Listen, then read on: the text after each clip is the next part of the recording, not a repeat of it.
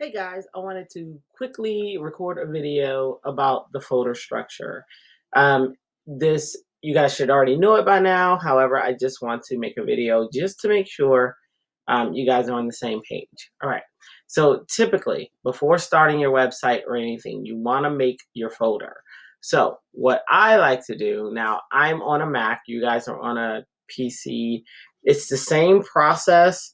For the most part, yours will look different than mine, and that is fine. So I'm just going to right click, click new folder. My folders are set up in stacks, so my new folder is showing up over here. Let's see if I can make it larger. See that? So my untitled folder is showing up over here all the way on the right side of my computer.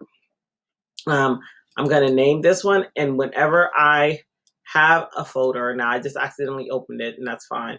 But whenever I have a folder, I like to make sure that my naming convention is what it should be. So I'm going to go ahead, and you can right click and rename. I just clicked pause and then clicked again, and it gives me the opportunity to change the name. So I'm going to, and it works the same on Windows 2 for the most part. So I'm going to change the name to, I'm just going to say my site underscore LRF. Now, the reason this LRF is important, it stands for local root folder, but its importance is because if you have a whole bunch of things that you're doing for a client and you don't say what that folder is, it might be harder to find it. So it's kind of just like a cataloging for you. All right, so now I have my site LRF set up. I'm going to double click to go into the folder, and I'm going to create a few more folders that are needed. So the first folder I'm going to create, I'm going to right click and I'm going to choose new folder. And the first folder I'm going to create is going to be for my images. So I'm just going to say images.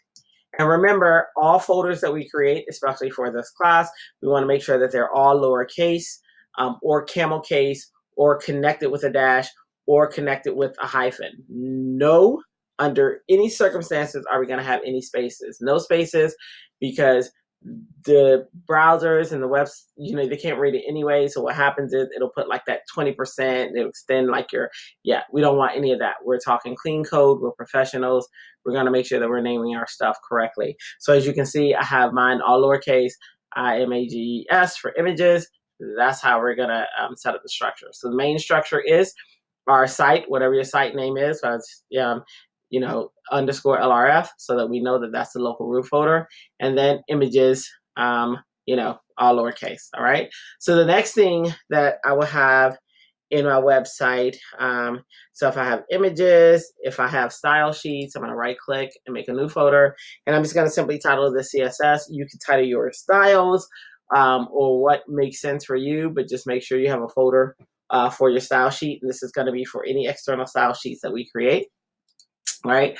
I'll have another folder just in case, like if I had JavaScript and stuff like that, I will. You won't in this class. I won't create that folder or have you guys create that folder, but two other folders you will have later on, not at this point of our design, but later on you will have to have a audio folder for any audio that you may create, and another folder for videos, or any videos that you're going to create. So if I hover over that, that's videos. And up here, that's audio. So right now in our site, we have these three folders. I always add this other folder as well, and this is resources folder. And this isn't a folder that's going to be uploaded to the website at all. This is where you would keep all of your additional stuff. Like for instance, if you just download a photo from pexels.com or somewhere else, and it's at its full resolution, you would keep that one in the resources folder. And with the resources folder, since it's not going to be uploaded to the, to your actual host, then I would just make that a new folder, and I would do that one all caps. This is the only folder that's going to be all caps ever, and that's because it's a folder where just your information is going in, your additional information. So inside the resource folder, I would have stuff like my Word file, that I might get text from. So if you go do your research on the internet and you grab a whole bunch of text from different places and you have it in a Word file, you'll want to keep it all together in here. So this folder is just for stuff that's not to be uploaded to your website. So you will not be linking or anything. This is just for any extras. And you do not have to have this folder. If you want your stuff in a separate file, that is fine. But some people like to have it to where, like, if they go back, say 10 years later, and you want to show someone, oh man, I remember when I created this website before and I used this, that, and the other, then you'll want to have all of your files, like all of your PSDs and all that stuff together. So that is the only purpose of this folder. Otherwise, you don't even have to worry about it if you don't need it. But typically, this is my structure for my website. This is how I keep my folder. And then just to add to that, when I am ready to, like, let's say I have all of my images and everything ready, I have my whole website. When I am ready to upload this to me in Blackboard, then all I would do is right click on it. And I know there's another video out there for you guys that I tell you how to do this as well. I'm just showing you in here as well. And you can choose compress. I think for Windows it says zip. It's the same thing.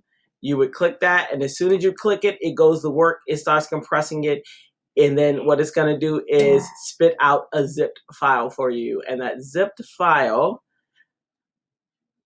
I always have a hard, there it is, right here. The zip file is right here. Let me go ahead and make that larger so you can see it.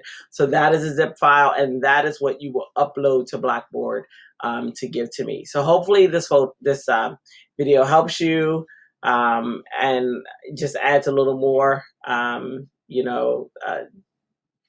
reinforces what you already learned, but I just want to make sure that you guys got it. All right. So that being said, that's all I need. That's all I wanted to make sure that you knew, is how to make sure that your folder structure is sound. That's super important for grading wise. So I just want to make sure that you guys got that. All right. So that's it for this video. I will see you guys in the next one.